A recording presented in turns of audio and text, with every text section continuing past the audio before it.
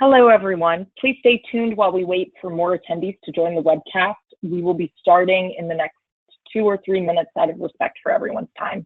Thank you.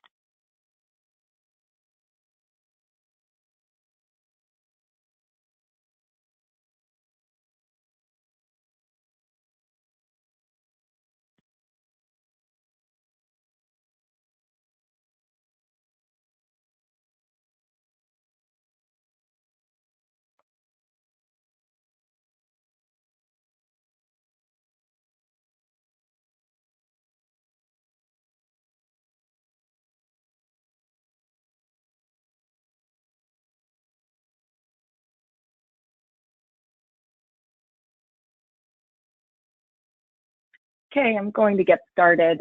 Thank you, everyone, for taking the time to join us today. My name is Stephanie Hagopian.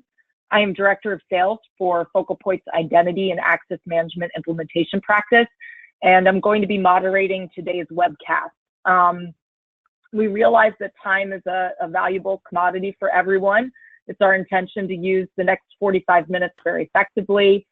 So I'm going to jump into today's topic, which is focused on providing everyone with some practical advice and guidance on how to evaluate your current state identity and access management footprint, and to ultimately build an executable roadmap for achieving a maintainable end-to-end identity governance program in today's marketplace. The focus is really on incorporating both your on-premise and your legacy systems with your cloud-based, your emerging and growing cloud-based applications and infrastructure, and we'll be addressing both of those things today. The format for today's session is going to include a presentation for the first 30 minutes, followed by 15 minutes of Q&A. Please use the GoToWebinar dashboard. It should be on the side of everyone's screen. Usually it appears on the right-hand side. To ask us any questions, you can do so by opening up and expanding the questions tab. If you have specific questions you don't want to share through a public forum, we're happy to take those conversations offline, and we'll provide contact information at the end of today's session. So before we get started, I just want to introduce all of you to our panelists this afternoon. Our first panelist today is Aaron Terry. Aaron has been in the identity and access management space for over 15 years. He's the founder of Focal Point's Identity Governance Practice, which began in 2007.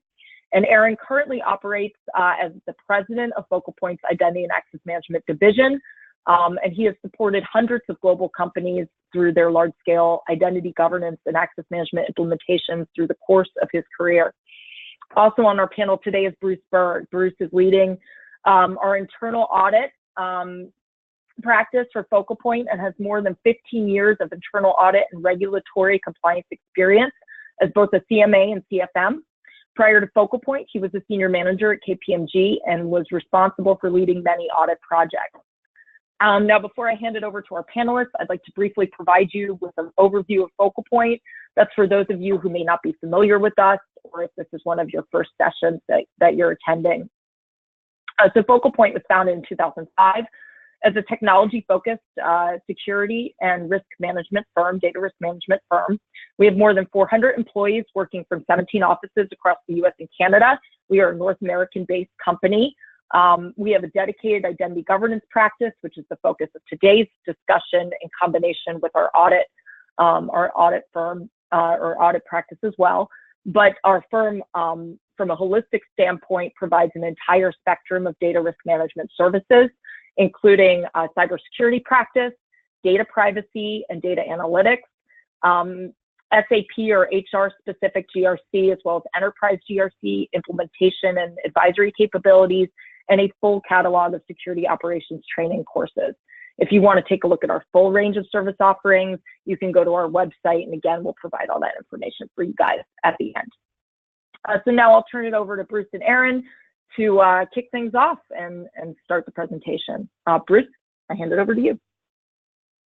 Okay, thanks, Stephanie. Appreciate that. Real quickly, we'll run you through the agenda. Stephanie's already done a very good job of that, and we'll get right into the material.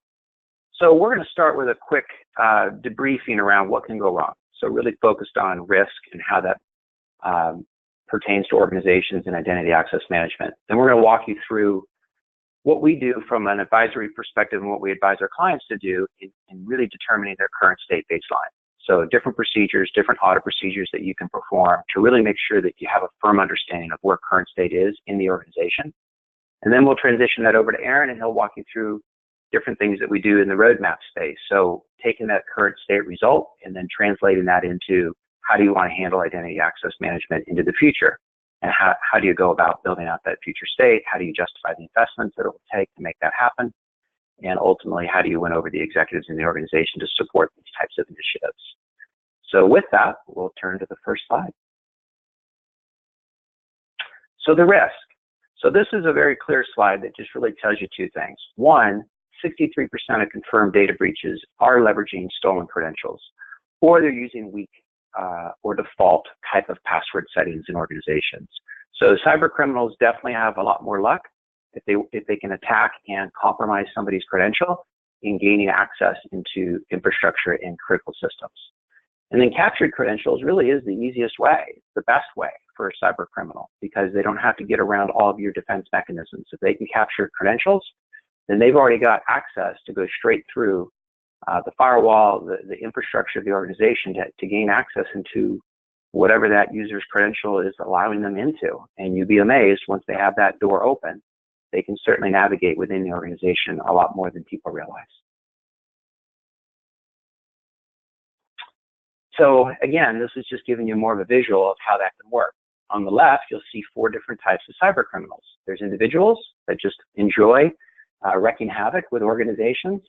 There's hacktivists, which are people that are very dedicated and committed to, participating or even launching attacks to, again, either create a statement for themselves or to build awareness in a community. Then you have organized crime, and this is one of the areas that, again, is probably not well understood by the world, but organized crime is behind a lot of the stolen information. They're the ones that create the black market. They're the ones that can sell credentials and user information, credit data, etc. So they are the ones driving behind, the driving force behind a lot of the activity that we see. And then, of course, nation states, everybody's aware of that. So Syria, China, Russia, all the different foreign adversaries that the United States have are certainly all setting their sights on United States businesses, and not just to compromise credentials and steal information, but they're obviously trying to disrupt free enterprise. There's no question about that. And they're also trying to steal secrets and gain competitive advantages that way. So if they can, make U.S. companies spend more money and put their time and energy on managing a data breach, then they're obviously taking their eye off the ball from a competitive landscape perspective. So there's a lot going on here. But identity and access management, you'll see, is right in the center of kind of the defense mechanisms of an organization.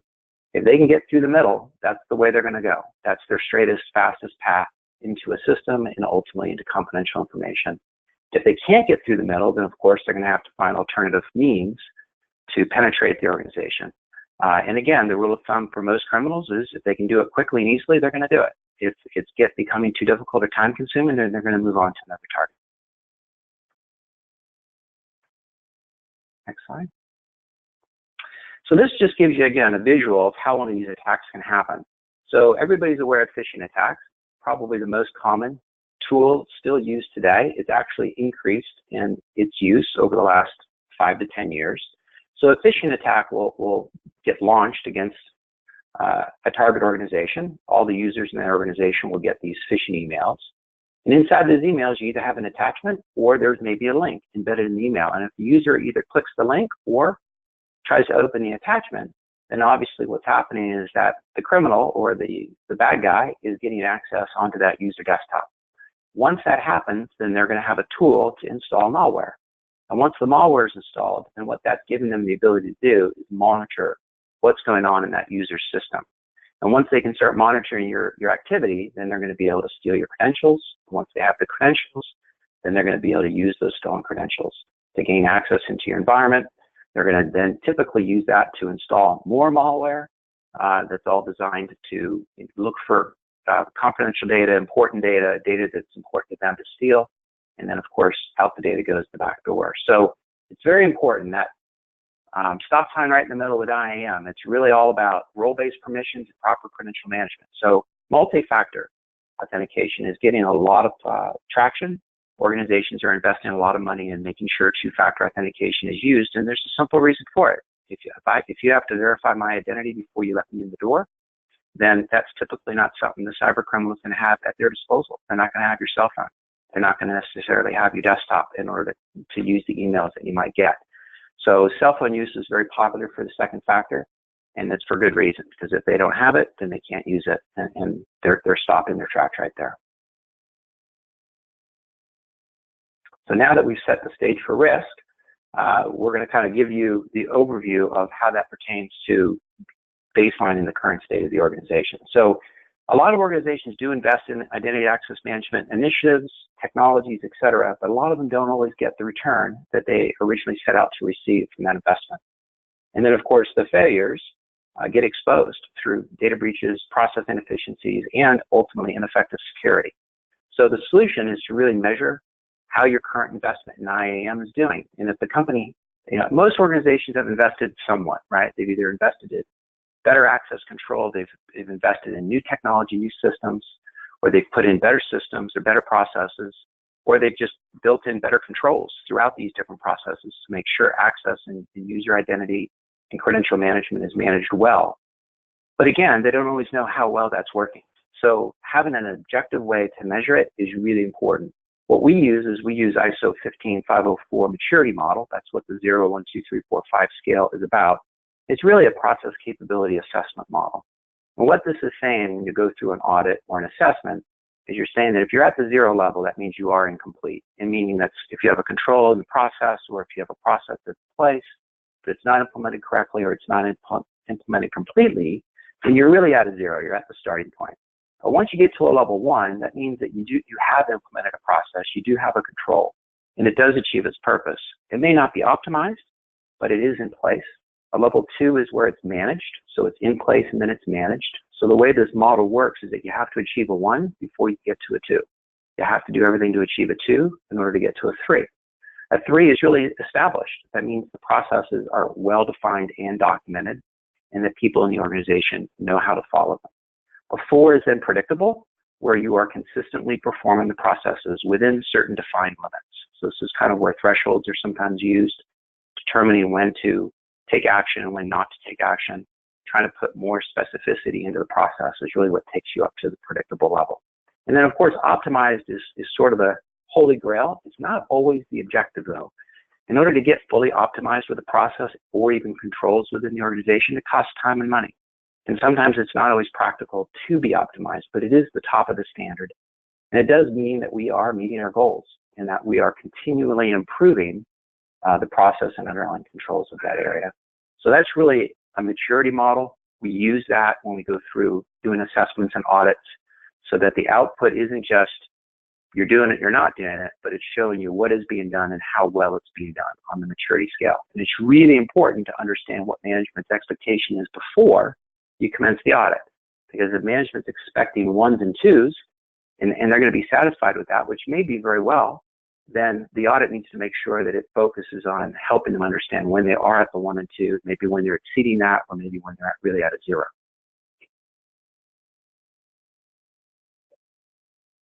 So auditing your identity access management program, or assessing.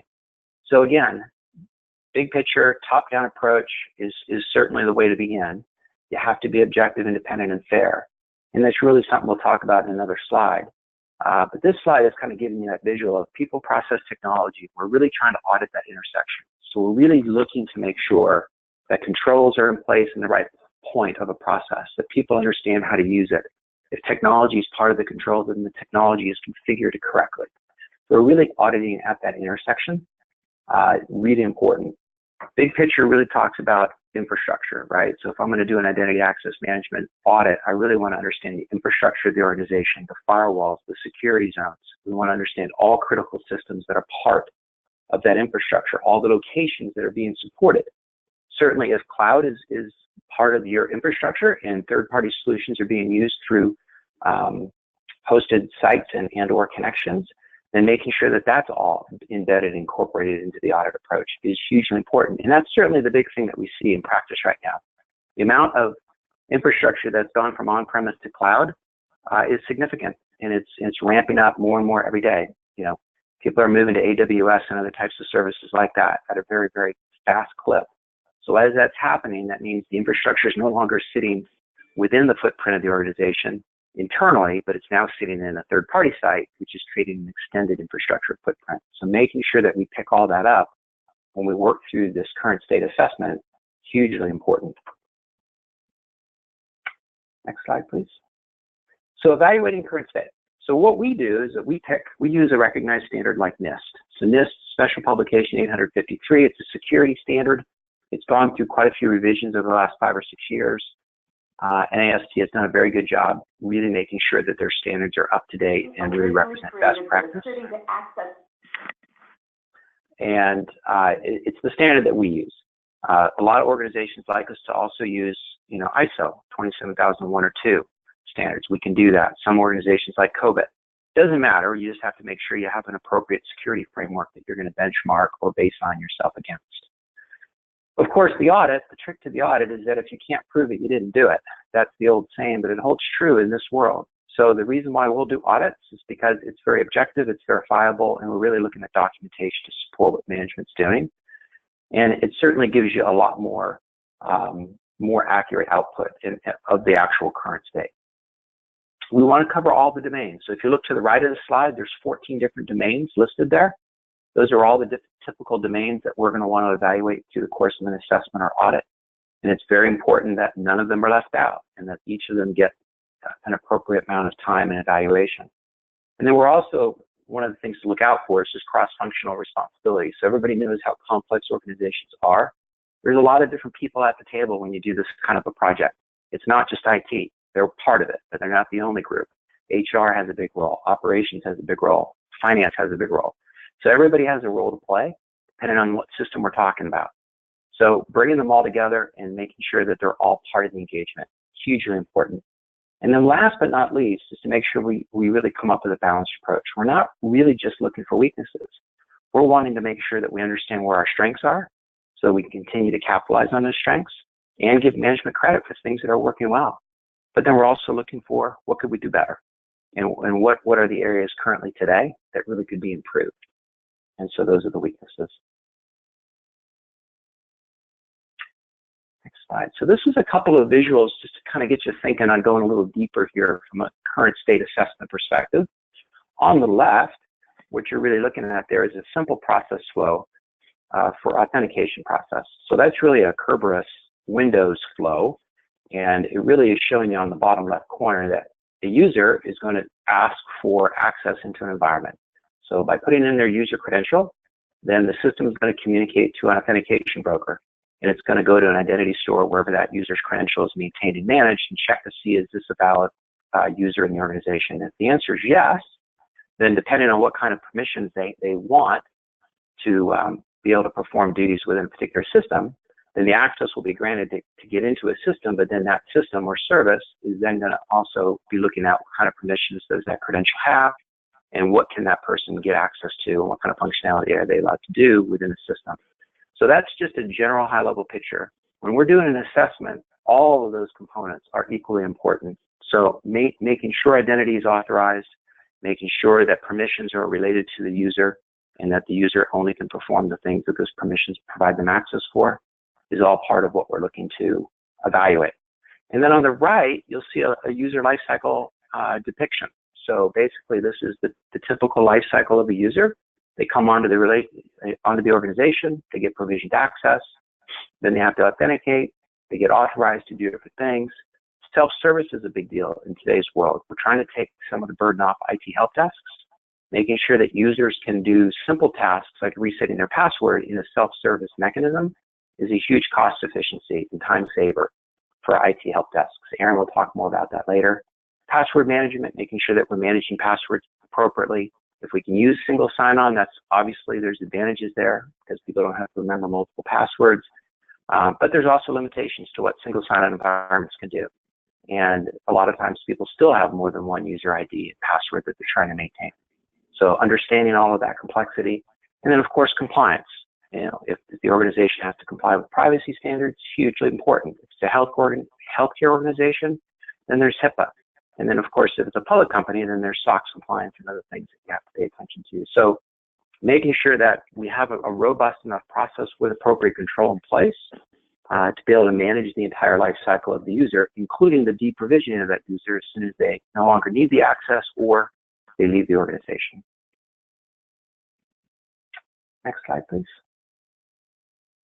And then last but not least, this is just a good picture of a functional architecture for identity access management. You see it gets very complicated. Whenever we do these types of projects, we always come back to the organization with a picture of what their current state looks like, and that their eyes are always rolling when they see it, right? It's much more complicated than they quite realized. Or nobody's taken the time to put the full picture together. And when we do it for them, then they go, oh, this is very complex. And the answer is, yeah, it's very complex. Two things here I just want to note real quick.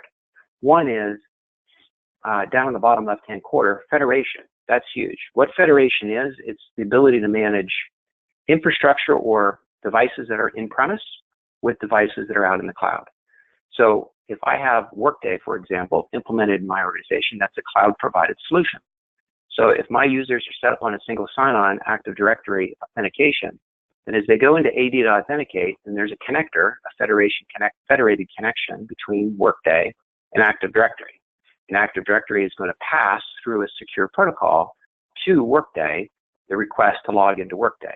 And Workday is going to check the credentials that that person has in the environment and then return to Active Directory, kind of a let them come through or not let them come through. So when you're dealing with cloud, you're going to be dealing with a lot of federated connections. There's lots of security protocols and standards out there, but there are a few that work best. And of course, from our perspective, we want to make sure that everything that is being done is secure and that those connections aren't vulnerable to compromise. And then the second thing, just real quickly, third parties. I haven't talked about that much yet, but it's back to the whole cloud infrastructure world, as well as third parties that manage and support different services within the company. So making sure that we've got suppliers, vendors, third-party partners, customers, whatever access needs they have in the infrastructure, that we bring that into scope. And with that, I'll turn it over to Aaron.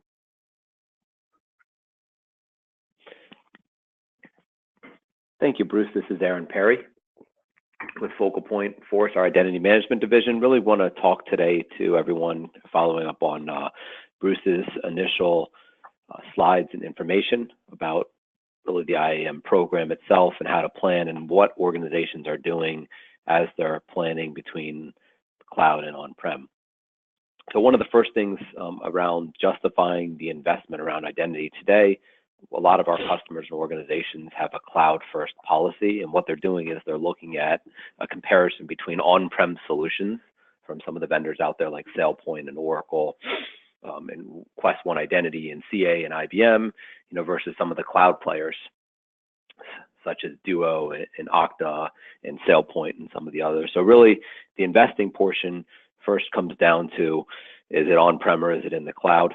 That's one of the most important things. And then the other portion of this is really, how do you justify the investments really to those outside of the IT that are paying for the investment in identity and access management programs. And generally, you'll have your chief financial officer, sometimes your chief operating officer. Sometimes some of our customers even have to go to the board to even get funding for these programs. So part of this is really planning for the investment in an identity management program. And the key is that it's a program, not a project. It is a long journey and venture that you're going in, as most organizations are migrating from some solutions that are already deployed for them, such as legacy vendor solutions and manual processes to new solutions. So in our next slide, we talk really about the future state overview. And really, there's foundational components, and then there's advanced components to an identity management program. And really, in the foundational component, it's really important that you get your solution design and all of your use cases documented, setting up the foundation for the identity management program. And then the advanced stage of the program is really rolling out components, which we'll talk about when we talk about our IAM roadmap very shortly. All the different components from identity governance, which really breaks down to privileged access management and provisioning and access certifications, where most of our clients are investing a significant amount of their funding. And then really into the access management world. And today we're seeing most of our clients move most of their access management to the cloud and really looking at Microsoft and other vendors like Okta. Those seem to be the two IDaaS players in the cloud, and then other components like directory services, and as most people have Microsoft AD and Azure AD in the cloud, and then there's other on-prem directories that people are using for authentication portals and other applications. So really in our next slide, we talk very specifically about the IAM roadmap. So what we're really seeing to build out a roadmap, and this all ties back to the funding that you get from your business. And generally, again, it's the finance team and it's the operations team where you're getting the funding. The funding is going to be tied to the roadmap. The roadmap's going to be, generally, we don't recommend any clients go beyond 3 years in their roadmap because businesses change. They usually change based on the type of products or services you're offering your organization, and also the revenue mix that you have in your company, and also the types of people that you're dealing with. Those change over a 3-year period of time. So the roadmap focuses on 3 years. So generally, as we talked about before, there's the foundational components that you focus on in year 1, and then the advanced pieces that you focus on in year 2 and year 3. Most organizations today that want to make an investment, especially when you're getting the dollars outside of IT coming from the business, they want to see a very rapid return on their investment. That means these solutions need to be deployed very rapidly. So really the foundational components have to happen very quickly, really reviewing what you currently have from an identity and access management infrastructure and people and process. And the infrastructure and people and process may be different depending on the business line that you have in the organization, depending on your size, whether you're a small business or you're a large global company or your state, local, or federal business. It's really going to, what you currently do for identity today is going to vary by, even sometimes by department. So in that foundational component, you want to make sure you get the base solutions implemented after they are picked. That base solution could be, deploying your base Active Directory Azure in the cloud, and then your Active Directory Azure portal for SSO, and then tying in things like SailPoint, Identity IQ, or Identity Now, or Quest One Identity, Oracle Identity Manager for all your provisioning and certifications, and then CyberArk, a solution like CyberArk for your privileged account management, and then something like a Duo for your multi-factor. Once you have all the base foundational components there and they're set up as services, then you can start going to the advanced. And really what the advanced is enabling these services for business applications and users to use. As we see here, two-factor authentication, as we mentioned, things like Duo, that's a cloud two-factor solution. PAM integration, that's your privileged account management integration with things like CyberArk, and tying that into your identity governance infrastructure. And then also moving to deploying access certifications, and most organizations are focusing on looking at their top 18 or 20 SOX applications, that's Sarbanes-Oxley applications, and tying the certifications to those applications. So in our next slide, we talk about really the future state defined, and really the future state is really what is your identity management program going to look like in the future, and that's tying it to that 3-year roadmap. And generally, you want to say, where are we today and what's it going to look like in the future? Number one, you want to look at service enablement. So all these components that we just talked about before, you really want to turn them on as a service. And sometimes people are putting these things in their service catalog, and then there's SLAs tied to each one of the service that's given back to the business. Some organizations actually even have the business pay for some of these services. So again, your business says, okay, we have an application with sensitive data. We want to provide multi-factor to secure that sensitive data from external breaches, one of the services that we're going to enable is multi-factor solution using something like Duo to secure sensitive data. So it's really service enabling these services and going out to all your business constituents and your application owners and letting them know that we have these services enabled to secure their applications. And that's really, again, tying it back into security. Part of the security component is really just tying into something we call identity risk management, tying the risk management component to the identity lifecycle. The next real component is cost containment. Right. Most of the cost containment in an IAM program comes out of two things. Number one is reducing manual processes.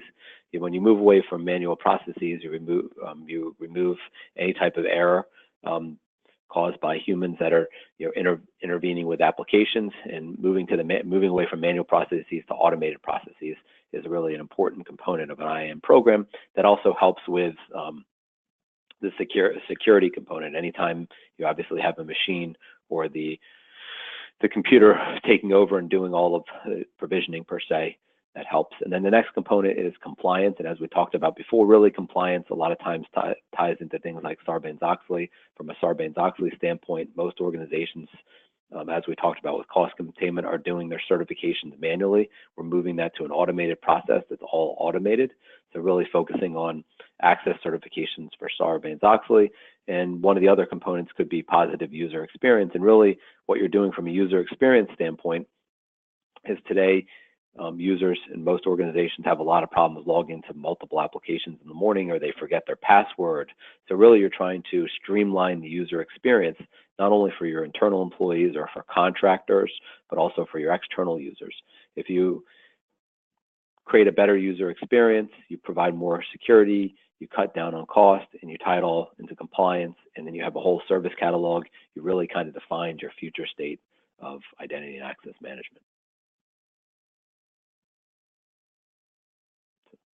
So we'll turn it over to Stephanie to kind of wrap up here and also give you an overview of our next webinar series, which will be focused on CARTA.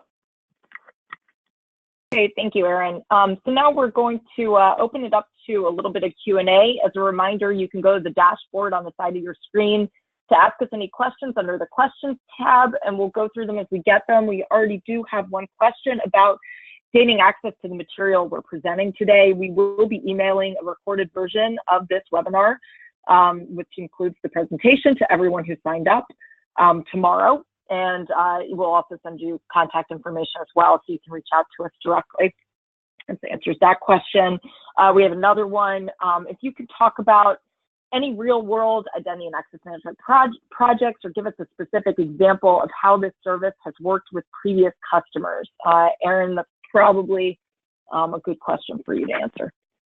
Yeah, so we generally deal with all types of customers throughout North America. So depending on the type of organization, we recently are dealing with a large utility organization, and what they've done within that organization is they've moved away from manual processes for provisioning and deprovisioning of all the employees and contractors, and also manual processes for doing access certifications. And they're moving to using an automated tool. In this case, they were using Oracle Identity Governance or Oracle Identity Manager to handle all of the provisioning and deprovisioning for all their employees, faculty, and staff. And a lot of this is driven out of your source data. So in this case, they had SAP, so they have SAP HR feeding the Oracle Identity Management System, which handles all the provisioning and deprovisioning for all employees and contractors. Again, these types of projects have been going on for about a decade. The second component to that is really focusing on Sarbanes, top 18 to 20 Sarbanes-Oxley applications. And most of these applications, the role certification, or that entitlement certification process that's required once a year for SOX compliance for the applications that store financial data, was done manually through spreadsheets that were sent all around to all the managers, which, in this organization had about 15,000 managers that the spreadsheets had to be sent to. Managers would have to look at a spreadsheet and say certify, decertify, that certain people still work for them. And they should have access to the entitlements. Well, that process takes a lot of hours for a lot of people to put together. So we then moved that entire process into Oracle Identity Governance, which allowed the organization to centralize its certification process and automate that certification process. So really the managers within several hours can do a certification one time a year, and that all is saved. And then the third part of this program is really moving this organization from 5 different web access management or SSO or authentication infrastructures into a single authentication infrastructure. In this case, it was Oracle Access Manager, and they have about 80 applications that they tied in. So again, instead of having 5 different authentication solutions where an employee or a contractor would have to sign in 5 different times, they now all sign in to with a single set of secure credentials. All this is all provisioned by the identity management tool. So in this case, they really have a full identity governance and an access management program that was deployed over a number of years to manage all of their corporate and business applications. And they provided services, provisioning service and access certification service, authentication and authorization service for application owners to use. And each one of the application owners actually ends up paying every time they want one of the applications integrated with the service. And the cost is very minimal, but the return is very high because now we're automating a lot of the processes that were manual for them. And then we're also increasing the amount of people that are using those applications, because in this organization, which is global, not everyone knows about every application that's out there. But what happens is once all the applications are tied into these types of services, the IAM services is very easy for people to start using applications. So it's really a win-win for IT, for security, for compliance, and for the business users. And that's really what you're looking for at the end of the day. Yeah, no, that's good. Thank you. Now we have another question, which is timely based on what you just described, the customer example you gave. That's a very big organization, obviously, with 16,000 business users, I think, what you described in terms of sending out questionnaires, et cetera. Someone just had a question about how do you do this for a smaller organization? So a lot of companies have limited budgets for doing assessments, building out the business justification in the first place. And what we're talking about today is really the first stage, the assessment and roadmap activities. How do we scale this down? Yeah, so for a smaller organization, what we're seeing today, and we have a lot of organizations with 1,000, 2,000 employees that are just, really based out of one region, West Coast, Midwest, or East Coast. What we're seeing is these organizations can very quickly, within a few weeks' time, come up with a simple roadmap and simple business case. And what we're seeing from a technology standpoint, what we actually had this, really what our presentation is focused on today, is they're focused 100% on the cloud. So what we're seeing these organizations adopt is what they call an IDaaS, Identity as a Service solution. So all the services that we just talked about, those are all going to be deployed in the cloud. So there's really little to no infrastructure that's deployed on-prem. These services are usually paid for on a per user basis. They can be rolled out in a quicker time to market. So within a matter of 6 to 12 months, you have an IAM program rolled out, where if you're a larger organization, it can take years, and then you're providing provisioning services, certification services, single sign-on, password management, and multi-factor as a centralized identity as a service, or IDaaS. And these are from companies like SailPoint with their Identity Now solution. They seem to be the leader in this market. And then you also have Microsoft with their Microsoft Azure AD Connect, which is really that SSO password management. And you have things like Okta that really also plays in the multi-factor SSO and password management space. Those seem to be really the 3 leaders in the IDaaS space today. There are other players like OneLogin, Centrify, and others behind them, but they're really not going to play across the broad, what we call IAM program components that an organization will need to be successful. And so based on that, how long do these assessments generally take? If you were to come in and do an assessment for an organization? So generally, we do assessments depending on the size of the organization, from 4 to 6 weeks. Again, depending on the size of the organization, the depth and the breadth of what they want us to cover and what we recommend, we try to get them done within a 4 to 6 week period of time. Okay, great. Thank you. Another question, how much participation is needed from our side? Who generally needs to be involved in these kinds of activities? Yeah, so generally, the participation from the customer side will generally have various stakeholders involved, and really what those stakeholders that'll be involved, and they'll generally will interview them for, let's say, 1 hour session. So for instance, the security team, the people that in the HR, both the business and the IT side. Really the key is, depending on the types of services and processes you want, we'll tie that back to the types of user communities. So for instance, the people that manage the employee onboarding process, the contractor onboarding process, the termination process. So there's generally several hours involved from all of the different stakeholders across the organization, and then several hours involved to kind of review the deliverables. But really the time is dependent on how much an organization is willing to invest. I mean, that's really what you're doing, is you're investing your time. Obviously, the more time you invest, the better the outcome is going to be. But it is fairly minimal time. We're providing 95% of all of the effort. The other 5% is really the organization's involvement in those interview sessions and reviewing the documents and understanding the roadmap. Got it. Okay, thanks. This is a good one. What's the biggest mistake companies make in regards to roadmap development? Generally, the biggest mistake most companies make in regards to roadmap development is really what I'd call going too big. Some people call it boiling the ocean. So really the roadmap has to be focused on the tangible. We are, as a company, what we call doers. So we, as a company, our IAM practice focuses on implementation. Some organizations are more focused on analysis. So our roadmap is going to be focused on implementation. If you focus your roadmap on analysis, it won't be practical. So you really have to focus on the practicality in year 1, year 2, and year 3.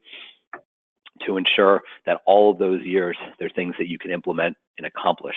This way, when you go to your business, you can actually show them what they're going to get and then what the cost is going to be involved and who needs to be involved. If you focus on the analysis portion and really, theory, the value is going to be from an IAM program is going to be very hard to justify. So keep it contained and focus on, really end results. And let me add to that, Aaron. The other thing too is making sure you pick up the easy wins, right? So there's always things that come out of these audits or assessments, or when you're starting to build out your roadmap, making sure you layer this thing so that you get success quickly and early. Really important. Not everybody pays attention to that. And a lot of the weaknesses can be addressed with just better hygiene practices internally. And it doesn't necessarily have to wait for the investment in technology. And things can be cleaned up prior to moving into a cloud solution or into a different type of technology setup. So it's always better to clean house before you start moving into the future. But making sure you pick up the easy wins, making sure you have prioritized action plans, really important. Okay, thank you. So, another one, will you guys just do the assessment, or do you also have consultants who implement the solution? We do. So our practice, the Force Identity practice, focuses on the assessment all the way through the implementation through managed services. So we start with the assessment and we go through the entire cycle. We have teams of resources that will come in and do all the implementation and then also support it when we're finished as well. Okay, and then one more.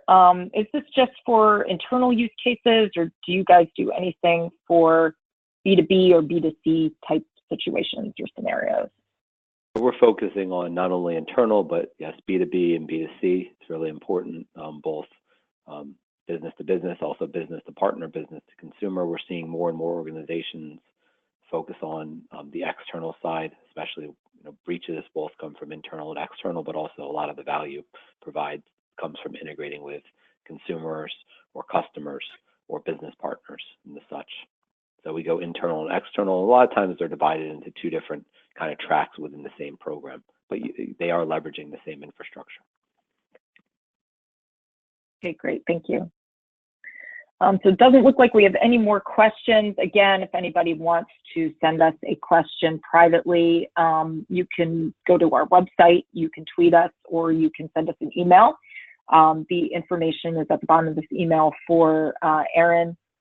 Specifically, you can send him an email, or you can send us a generic email at info@focalpoint.com. So before we close out, I just want to briefly discuss our next webinar in this series, which is about CARTA, or Continuous Adaptive Risk and Trust Assessment. For those who aren't familiar with CARTA, Gartner announced and published a new recommended IT security approach for the digital age, and they have called it CARTA.